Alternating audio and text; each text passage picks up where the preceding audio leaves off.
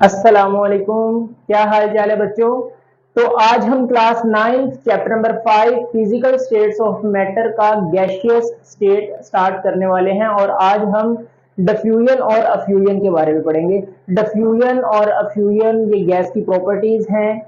किस तरह डिफ्यूजन और अफ्यूजन का प्रोसेस होता है, इसके पीछे का क्या मैकेनिज्म है, क्वेश्चंस के साथ एग्जांपल्स के साथ हम इसको कवर करने वाले हैं। तो आइए स्टार्ट करते हैं। फर्स्ट हम कवर करेंगे डिफ्यूजन को। ओके, तो आइए हेडिंग लगाते हैं डिफ्यूजन। बहुत इंटरेस्टिंग लेक्चर है ये, बहुत आसान है।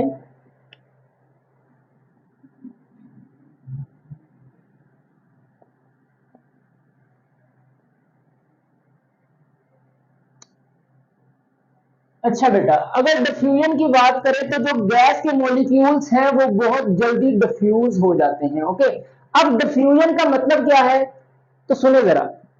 The spontaneous mixing of gas molecules by random motion and collision to form a homogeneous mixture is called diffusion.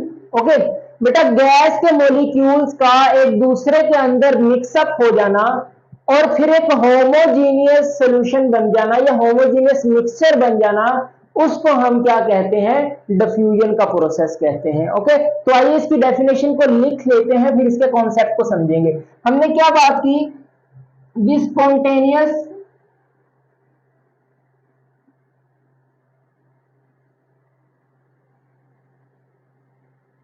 Mixing of gas molecules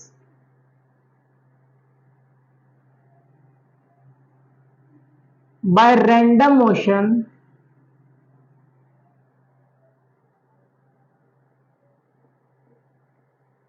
and collision to form homogeneous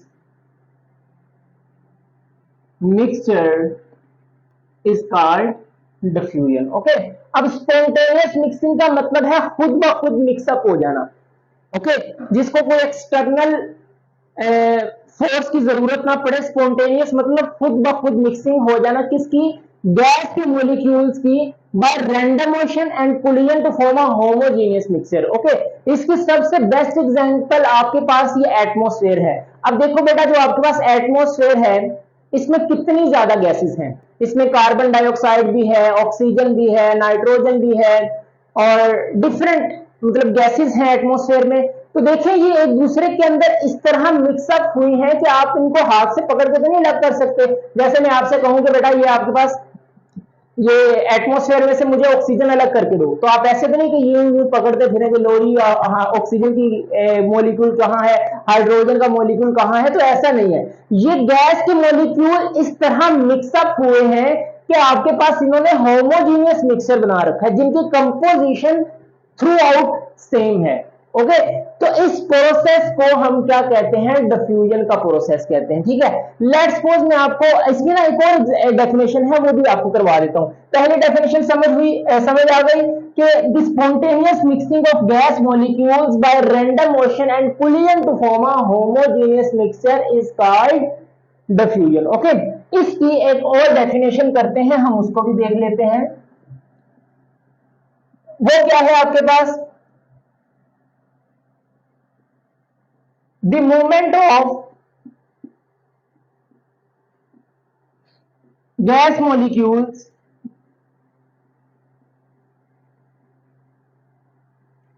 from their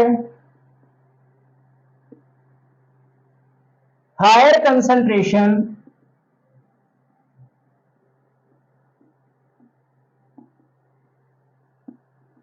to their lower concentration. बेटा second definition है ये diffusion की, ये देखिए इसको ना पहले मैं आपको एग्जांपल देता हूं। लेट्स सपोज आपके पास एक कंटेनर है, ये देखें, और इस कंटेनर की आपने पार्टीशन कर रखी है इस तरह, और इन दोनों पोर्शंस में आपके पास गैसेस फिल हैं, ठीक है। मानकर चले कि ये जो आपके पास ये वाला पोर्शन है, इसमें हाइड्रोजन के गैस के मॉलिक्यूल्स प्रेजेंट हैं।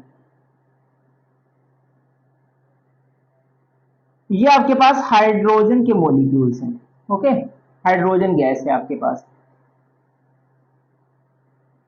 और ये वाला जो पोर्शन है, यहां पर ऑक्सीजन के मॉलिक्यूल्स हैं, उसको मैंने इस सर्कल्स के साथ रिप्रेजेंट कर दिया। अभी आप देखें बेटा, ये दोनों ही हाइड्रोजन और ऑक्सीजन के मॉलिक्यूल्स अलग अलग हैं। यहां पर कौन सी गैस है? हाइड्रोजन गैस, और यहां पर है ऑक्सीजन गैस। अच्छा, अब इस वाले पोर्शन में हाइड्रोजन की कंसंट्रेशन ज्यादा है, ऑक्सीजन तो यहां पर बिल्कुल जीरो है, मतलब यहां पर हाइड्रोजन 100% है और ऑक्सीजन 0% है। और यहां पर ऑक्सीजन 100% प्रेजेंट है और आपके पास जो हाइड्रोजन है वो आपके पास 0% है, ठीक है। अच्छा, मतलब यहां पर हाइड्रोजन की कंसंट्रेशन ज्यादा है, यहां पर ऑक्सीजन की कंसंट्रेशन ज्यादा है। अच्छा, अगर हम यहां पर डिफ्यूजन का प्रोसेस करवाना चाहें तो आप क्या करें कि यहां से एक होल कर दें।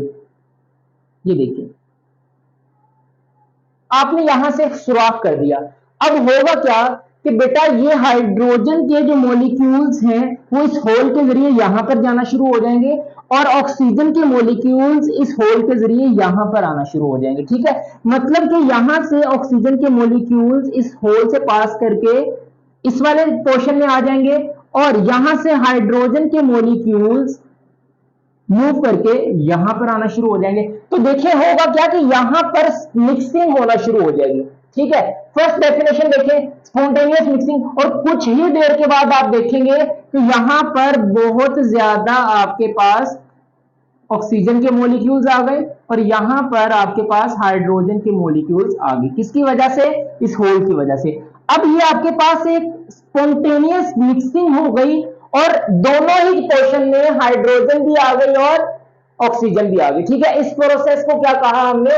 डिफ्यूजन का प्रोसेस, गैसेस का मिक्सअप हो जाना। पहले गैसेस अलग अलग थी, जैसे ही आपने इनमें सुराख किया तो इधर वाली गैस इस पोर्शन में चली गई, इस इधर वाली गैस इस वाले पोर्शन में आ गई, तो गैसेस का मिक्सअप हो जाना, इसी प्रोसेस को हम क्या कहते हैं? डिफ्यूजन का प्रोसेस कहते हैं, ओके। अब अगर डेफिनेशन 2 की बात करें, सेकंड डेफिनेशन की, तो देखिए the movement of gas molecule, gas molecule की मूवमेंट कहां से? From their higher concentration to their lower concentration. अब यहां से हाइड्रोजन हाई कंसंट्रेशन से लो कंसंट्रेशन, यहां पर हाइड्रोजन की कंसंट्रेशन 100%, यहां से 0%, ठीक है। तो अपनी हायर कंसंट्रेशन से हाइड्रोजन अपनी लोअर कंसंट्रेशन की तरफ मूव कर रही है और ऑक्सीजन यहां पर 100% है, यहां पर ऑक्सीजन 0% है। तो यहां इस होल से ऑक्सीजन अपनी हायर कंसंट्रेशन से लोअर कंसंट्रेशन की तरफ मूव कर रही है, ओके। तो इस प्रोसेस को हम क्या कहेंगे? डिफ्यूजन का प्रोसेस कहेंगे, ओके। तो दोनों डेफिनेशंस आप करेंगे, आपकी जो हायर क्लासेस में है ना उसमें डिफ्यूजन की ये वाली डेफिनेशन है, ओके, जो मैंने आपको नीचे वाली लिखवाई है, the movement of gas molecule from their higher concentration to their lower concentration. Gases के मॉलिक्यूल्स का अपने ज्यादा मिकदार से लोअर मिकदार की तरफ, हायर कंसंट्रेशन से लोअर कंसंट्रेशन की तरफ मूवमेंट करना, उस प्रोसेस को हम क्या कहते हैं?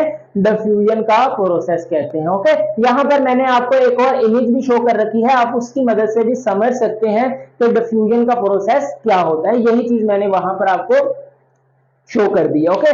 तो ये आपके पास होता है डिफ्यूजन। अब सबसे इंपॉर्टेंट डेफिनेशन समझने के बाद अब बात ये आती है कि ये जो डिफ्यूजन है ये बेटा किसी चीज पर डिपेंड करती है? यस, डिफ्यूजन जो है डिपेंड करती है molar mass of the gas, gas के मोलर मास पे डिपेंड करती है। इसको मैं रेस करने लगा हूं, दोनों डेफिनेशंस आप नोट कर लें, आपकी बुक में ये वाली मेंशन है, ये आप खुद नोट डाउन करेंगे, ओके। Very good. चलिए अब हम बात करते हैं कि ये जो डिफ्यूजन है ये जो मोलर मास पर डिपेंड करती है, इसका क्या मतलब है?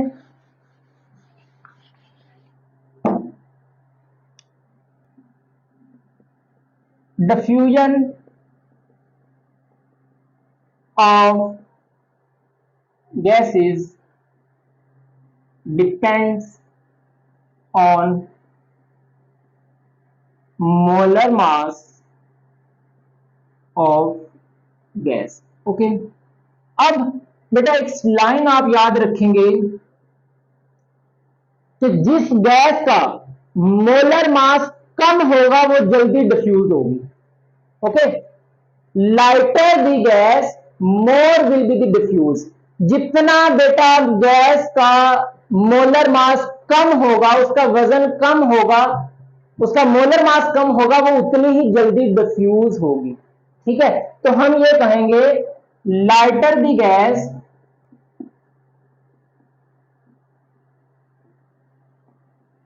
मोर विल बी डिफ्यूजन।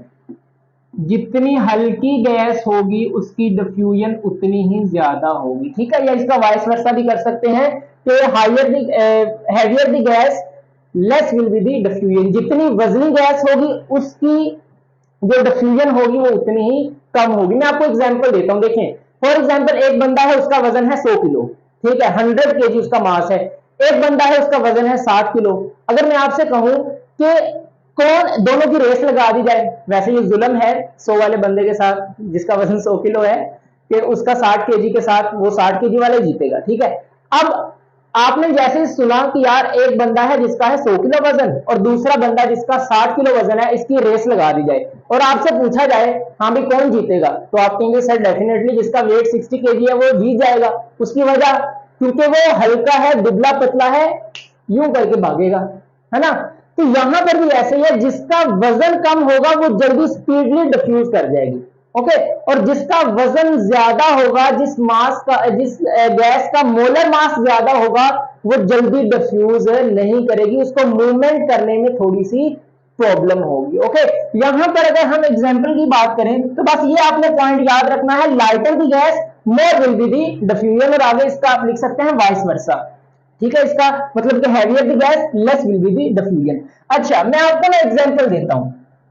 हम दो गैसेस की बात करते हैं बेटा, एक मैंने आपको दी है हाइड्रोजन, दूसरी मैंने आपको दी है ऑक्सीजन। अच्छा, मैंने आपसे पूछा कि बेटा हाइड्रोजन और ऑक्सीजन इन दोनों में से कौन सी गैस जल्दी डिफ्यूज करेगी। ओके, तो सिंपली आप क्या करें, दोनों के मोलर मासेस फाइंड करें। तो देखिए जिसका मोलर मास कम होगा वो जल्दी डिफ्यूज कर जाएगी। ठीक है, कंपैरिजन क्वेश्चन आपसे पूछा जा सकता है। देखिए हाइड्रोजन और ऑक्सीजन, इसके मोलर मास की बात करें तो बेटा हाइड्रोजन का मोलर मास फाइंड करें, that is equal to 2। Okay, इसका मोलर मास फाइंड करें। अब मोलर मास तो आपको कैलकुलेट करना आता है ना, 32। अब देखें हाइड्रोजन का मोलर मास है 2 ग्राम पर मोल और ऑक्सीजन का मोलर मास है 32। ओके, अब देखो हाइड्रोजन इसका मोलर मास कम है, ये जल्दी डिफ्यूज कर जाएगी। ओके, ऑक्सीजन का मोलर मास ज्यादा है एज कंपेयर टू हाइड्रोजन 32, तो ये आपके पास लेस डिफ्यूज होगी। तो इनमें से अगर बात की जाए कि कौन सी गैस जल्दी डिफ्यूज होगी, तो बेटा hydrogen will diffuse more faster than oxygen. ठीक है, अच्छा मैं आपको और एग्जांपल दे दूं, जैसे अच्छा इसी का ना यूं आप भी समझ सकते हो, जैसे ये चैम्बर सिमिलरली ये आपने रखा, इसमें आपके पास है हाइड्रोजन के मॉलिक्यूल, इसमें आपके पास है ऑक्सीजन के मॉलिक्यूल। ठीक है, अच्छा आपने यहां पर होल्ड कर दिया, पहले तो ये है अलग अलग है, यहां पर हाइड्रोजन प्रेजेंट है, यहां पर ऑक्सीजन प्रेजेंट है। ओके, अब जैसे ही आप यहां पर सुराख करेंगे तो इसको आप ऐसे समझ सकते हो कि यहां से अगर एक मॉलिक्यूल ऑक्सीजन का यहां पर आएगा ना, तो हाइड्रोजन के 4 से 5 मॉलिक्यूल उधर चले जाएंगे, ये स्पीडली मूव करके उधर जाएंगे और ये आहिस्ता आहिस्ता मूवमेंट करके इधर आएंगे। ओके, मतलब कि अगर एक ऑक्सीजन का मॉलिक्यूल यहां से यहां आया ना, तो उसकी निस्बत हाइड्रोजन के 4 से 5 मॉलिक्यूल उधर चले जाएंगे। ठीक है, तो हाइड्रोजन की स्पीड ज्यादा होगी क्योंकि उसका मास कम है, दैट इज 2 ग्राम। ओके, और इसका 32 ग्राम। सही है, तो याद रखेंगे कि जो आपके पास हल्की गैस होगी वो डिफ्यूज जल्दी कर जाएगी। अच्छा, आपकी बुक में ना एक लाइन लिखी है कि hydrogen is 4 time more diffuse than oxygen. सही है, मतलब कि जो हाइड्रोजन है ना ये 4 गुना जल्दी डिफ्यूज कर जाती है ऑक्सीजन से। ओके, अब ये तो हमें आप कंपैरिजन तो कर लेंगे कि हाइड्रोजन और ऑक्सीजन का मोलर मास कैलकुलेट किया, आप कहेंगे सर ये कम डिफ्यूज करेगी, ये जल्दी डिफ्यूज कर जाएगी। ओके, लेकिन अगर आपसे ये पूछ लिया जाए कि ये गैस कितने टाइम ज्यादा डिफ्यूज करेगी एक दूसरी गैस से, ठीक है, तो उसके लिए आपको क्या करना पड़ेगा? कंपैरिजन तो आप कर लेंगे, हाइड्रोजन ऑक्सीजन लेस डिफ्यूज करेगी, हाइड्रोजन ज्यादा, लेकिन हाइड्रोजन कितने टाइम्स ज्यादा डिफ्यूज करेगी, तो उसके लिए बेटा एक लॉ है डिफ्यूजन का जिसको बोलते हैं ग्राहम्स लॉ ऑफ डिफ्यूजन। ये आप फर्स्ट ईयर में उसको इन डिटेल पढ़ेंगे, अभी मैं सिर्फ उसको टच करके गुजरने लगा हूं, सिर्फ आपको ये बताने के लिए कि आपको अगर 2-3 गैसेस दे दी जाए और उससे आपसे पूछा जाए कि ये गैस दूसरी गैस से कितने टाइम जल्दी डिफ्यूज करेगी, तो उसके लिए आपको पता होना चाहिए that is Graham's law of diffusion. अभी मैं सिर्फ आपको इसका फॉर्मूला लिखवाऊंगा, प्रूफ नहीं करना, प्रूफ आप करेंगे जब आप फर्स्ट ईयर में जाएंगे। अब ये फॉर्मूला क्या है? R1 over R2 is equal to under root M2 over M1। बेटा ये फॉर्मूला आपने पकड़ कर रखना है, इसकी मदद से आप किसी भी दो गैस में कंपैरिजन करके ये बता सकते हैं। अभी मैं आपको करके बताता हूं। R1 R2, R बेटा यहां पर रेट है, रेट का मतलब होता है स्पीड, ठीक है, ये 1 और 2, ये 1 गैस, ये 2 गैस। ओके, 1 और 2 ये दो डिफरेंट गैसेस को डोनेट करती हैं।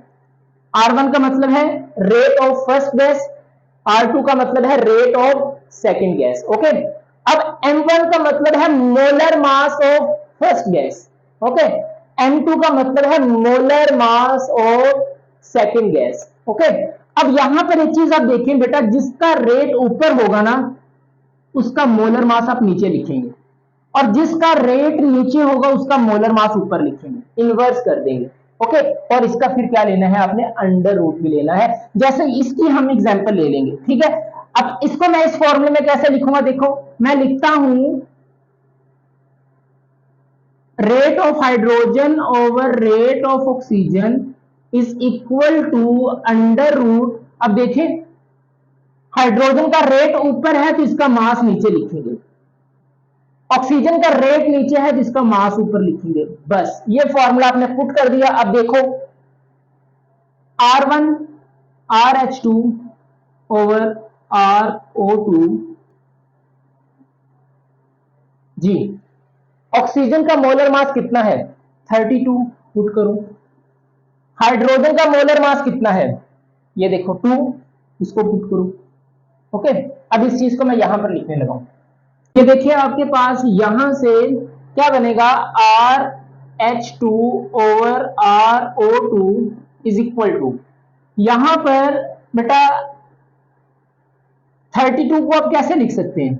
16 मल्टीप्लाई 2 लिख सकते हो। अब यहां पर थोड़ा मैथ का भी यूज कर लेना, और यहां पर आ जाएगा 2। अब इसका मैं अंडर रूट अलग अलग करने लगा हूं। ओके, यहां पर देखिए R hydrogen rate of oxygen is equal to under root 16 multiply by under root 2 over under root 2। ये मैंने इनके अंडर रूट अलग कर दिए, सही है। अब देखें rate of hydrogen over rate of oxygen, इनका रेशियो निकलेगी। अब 16 का अंडर रूट कितना होता है? 4, 2 का अंडर रूट 2 ही, और ये वाला 2 इसका भी अंडर रूट 2 हो जाएगा। Okay, so rate of hydrogen over rate of oxygen is equal to 4 2 8 ओवर 2 2 1 2 4। क्या बना? 4 ओवर 1। क्या बना ये? 4 ओवर 1। मतलब कि अगर रेशो की बात करें तो आपके पास रेट ऑफ हाइड्रोजन, इसको रेशो की फॉर्म में लिख सकते हैं, मैं यहां पे लिखता हूं इसको, rate of hydrogen ratio rate of oxygen कितना है? 4:1। ये देखें, अब देखें यहां पर rate of hydrogen 4, rate of oxygen 1। यहां से पता चला कि आपके पास हाइड्रोजन 4 टाइम जल्दी डिफ्यूज करेगी as compare to oxygen. Okay, तो ये आपके पास ग्राहम्स लॉ ऑफ डिफ्यूजन है, जो आपको ये बताता है कि एक गैस दूसरे गैस की बनिस्बत कितने टाइम ज्यादा डिफ्यूज करेगी। ओके, तो इस फॉर्मूले को आपने पकड़ कर रखना है, इसको ये वाले स्टेप्स, फिर ये और एट द एंड आपने रेशियो से बता दिया। तो आपकी बुक में लिखा हुआ है लास्ट लाइन पे कि hydrogen gas is 4 time more diffuse than hydrogen, और हमने इसको मैथमेटिकल प्रूव भी कर लिया कि वाकई ही हाइड्रोजन 4 गुना जल्दी डिफ्यूज करती है एज कंपेयर टू ऑक्सीजन। और होप सो आपको डिफ्यूजन का कॉन्सेप्ट समझ आया होगा। अच्छा, मैं आपको कुछ गैसेस दे देता हूं इसके होमवर्क के लिए, और ये आप कमेंट सेक्शन इसका रिप्लाई करेंगे। आपके पास है ऑक्सीजन, नाइट्रोजन, अमोनिया, क्लोरीन, और एक और आपको गैस दे देता हूं, सल्फर। Okay, sulphur dioxide. लो जी, ये मैंने 5 गैसेस दी हैं आपको, ऑक्सीजन, नाइट्रोजन, अमोनिया, क्लोरीन और सल्फर डाइऑक्साइड। मैंने आपसे ये पूछा है कि इनमें कौन सी गैस जल्दी डिफ्यूज करेगी, फिर उससे कम, फिर उससे कम, फिर उससे कम, और सबसे कम डिफ्यूज कौन सी होगी। तो इसमें सिर्फ आपने करना क्या, ये फॉर्मूला नहीं लगाना आपने, ठीक है, सिर्फ कंपैरिजन करके बताना है। इसमें सिर्फ आपने ये करना है कि इनके मोलर मासेस कैलकुलेट करें, जिसका मोलर मास सबसे ज्यादा होगा वो कम डिफ्यूज करेगी, और जिसका मोलर मास सबसे कम होगा वो जल्दी डिफ्यूज कर जाएगी। इस लाइन पर फोकस रखना है आपने। लाइटर दी गैस, जितनी हल्की gas, more will be the diffusion, उतनी ही ज्यादा डिफ्यूजन होगी। तो ये 5 गैसेस मैंने आपको दी हैं, इनके मोलर मासेस कैलकुलेट करें, उनके कंपैरिजन करें, ऑर्डर बनाएं डिफ्यूजन का, और कमेंट सेक्शन में आप मुझे इसका रिप्लाई करेंगे। ओके, तो ये आपके पास डिफ्यूजन का प्रोसेस था। आइए अब समझते हैं कि अफ्यूजन क्या होती है। ठीक है, डिफ्यूजन में इन डिटेल एक्सप्लेनेशन थी, तो अब बात करते हैं कि इसको आप कैलकुलेशन को नोट डाउन कर लें। ओके, सो अब हम बात करते हैं कि अफ्यूजन किसे कहते हैं। इसको मैं रेज करने लगा हूं।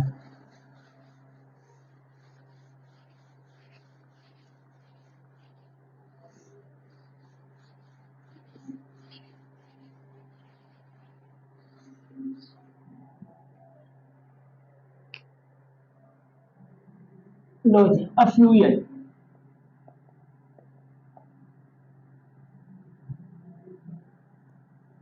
बेटा अफ्यूजन क्या है? The escaping of gas molecule through a tiny hole into a space with lesser pressure is called affusion। बेटा छोटे से सुराख से गैस के मोलिक्यूल्स का आहिस्ता आहिस्ता बाहर निकलना अफ्यूजन कहलाता है। ओके, इसकी डेफिनेशन क्या है? It is the escaping of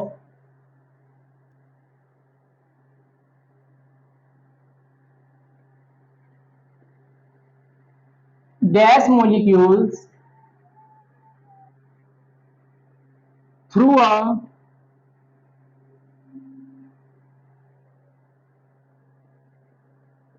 tiny hole into space with lesser pressure, less pressure के साथ, is called अफ्यूजन। इसकी बेस्ट एग्जांपल आपका टायर पंचर होता है ना। आप बाइक पर जा रहे हैं, आपका टायर, गर्ल्स तो बाइक पर नहीं जाती, बॉयज ही जाते हैं ना। तो अब तो भाई लड़कियां भी मोटरसाइकिल चलाना शुरू हो गई हैं। हाँ, तो दोनों के लिए ये बात है कि जब आप बाइक, वैसे जब बॉयज की बाइक का टायर पंचर होता है वो तो बेचारे धक्का लगाकर ले जाते हैं शॉप पर। वैसे मैं सोचता हूँ कि जब गर्ल्स बेचारी बाइक चला रही हो, टायर पंचर हो जाए, वो तो बेचारी रुल जाएगी, है उसको तो शर्म ही बड़ी आएगी, नाजुक सी होती है, वो खुद को नाजुक समझती है ना। एनीवेज, आपके पास जब टायर पंचर होता है तो एकदम से हवा नहीं निकलती। ठीक है, ऐसे नहीं कि आप जा रहे हैं एकदम से आपके टायर पंचर हुआ और यूं करके हवा निकल गई, ऐसे नहीं है।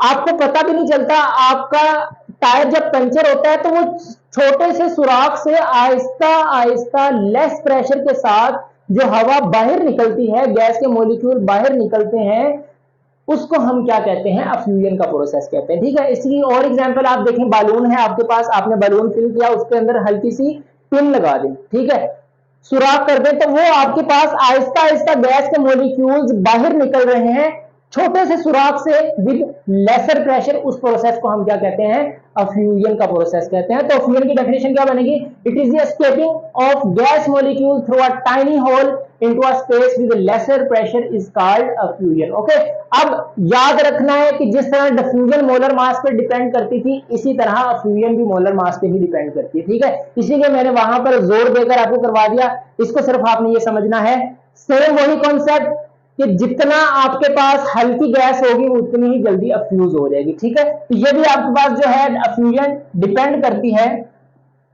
अफ्यूजन डिपेंड करती है मोलर मास पे।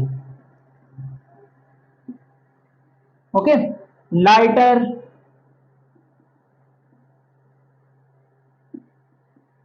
The gas more will be effusion. Same वही कॉन्सेप्ट है डेफिनेटली बेटा, जो हल्की गैस होगी वो जल्दी भागकर बाहर निकलेगी, ठीक है, जो हल्की गैस होगी वो स्पीडली बाहर निकल जाएगी, सही है। तो जो जितनी हल्की गैस होगी उसका अफ्यूजन का रेट भी उतना ही ज्यादा होगा, और जितनी वजनी गैस होगी जिसका मोलर मास ज्यादा होगा वो आपके पास उतनी ही कम अफ्यूज होगी, ठीक है। जैसे वही एग्जांपल ले लें, हाइड्रोजन और ऑक्सीजन, इनमें से मैं आपसे पूछूं कौन सी गैस जो है वो जल्दी अफ्यूज होगी, तो देखो मोलर मास किसका ज्यादा है, इसका मोलर मास है 2, इसका मोलर मास है 32। ओके, तो ये हाइड्रोजन जो है ये 4 गुना जल्दी अफ्यूज हो जाएगी एज कंपेयर टू ऑक्सीजन, ठीक है। तो इसमें वही कॉन्सेप्ट है, जिसका मोलर मास जितना ज्यादा उतनी ही लेस अफ्यूज होगी। सो ये आपके पास आज का टॉपिक था जिसमें हमने डिफ्यूजन और अफ्यूजन के कॉन्सेप्ट को इन डिटेल समझा। आपके माइंड में किसी भी किस्म का क्वेश्चन हो आप पूछ सकते हैं, और एक चीज याद रखें, क्वालिटी वाइज नॉलेज लें। देखिए आपकी बुक में तो मेरा ख्याल 4-5 लाइंस हैं, लेकिन उसके अंदर कितना डीपली कॉन्सेप्ट है, मैंने हर चीज आपको कवर करवाई है। इंशाल्लाह आपको अगर ये समझ आ गया, हायर क्लासेस में जब आप डिफ्यूजन का प्रोसेस समझेंगे, केमिस्ट्री आपकी जान नहीं छोड़ने वाली प्यारे बच्चों। ये 9th है, 1 साल के बाद 10th, और फिर आपके पास फर्स्ट ईयर में जब आएंगे आपकी आंखें खुल जाएंगी, आपको फिर पता चलेगा कि यार 9th-10th तो ट्रेलर था, पिक्चर अभी बाकी है, ठीक है। तो इसीलिए मैं यहां पर ही आपको अच्छे से कॉन्सेप्ट डिलीवर कर देता हूं, ताकि जब आप हायर क्लासेस में जाएं तो दुआएं देंगे कि सर आपने हम पर एहसान किया, ठीक है। तो बाकी अल्लाह करीम की मेहरबानी से इंशाल्लाह आप पढ़ते चले जाएं, मेहनत करते चले जाएं, छोटी छोटी कामयाबियां ही इंसान को एक बड़ा इंसान बनाती हैं। ओके, तो खूब मेहनत करें, दिल लगाकर पढ़ाई करें, ओके, नमाज पढ़ते रहें, कुरान पाक की तिलावत करते रहें, और अपना दीन दुनिया दोनों सवारें, आखिरत की भी फिक्र करें, नमाज पढ़ते रहें, कुरान पाक की तिलावत कर रहे हैं, वालिदैन के साथ हुस्न सलूक करें। मिलते हैं नेक्स्ट वीडियो में, ऑल द वेरी बेस्ट, अल्लाह हाफिज and subscribe to my channel.